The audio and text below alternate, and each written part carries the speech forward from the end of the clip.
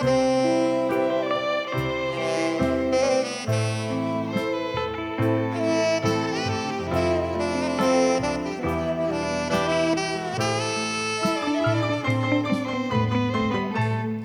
ៀលកូនភ្នំទ្រនំចិន្តា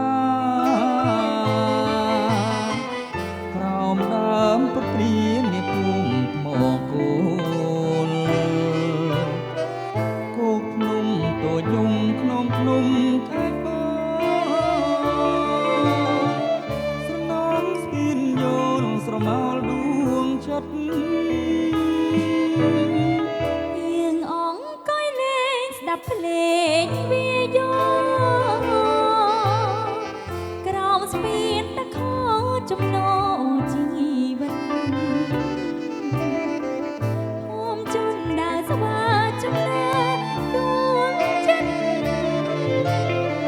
ត្រពេងអមរិតប្តីផ្ដិតអរាថ្ងៃនេះ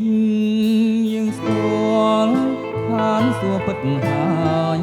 ចាំស្នេហ៍បងអើយកុំប្រែចិន្តា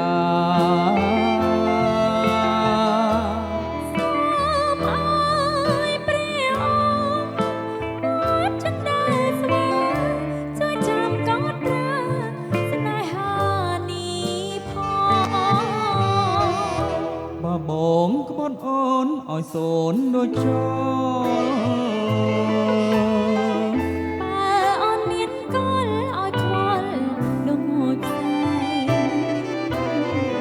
ពីថ្ងៃនេះទៅបើកុំចំបា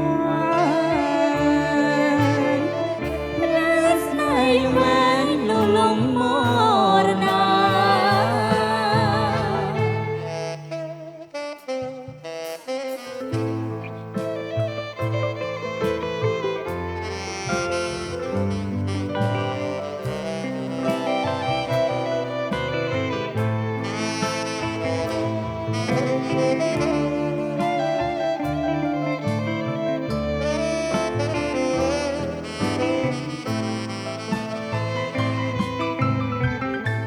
ថ្ងៃ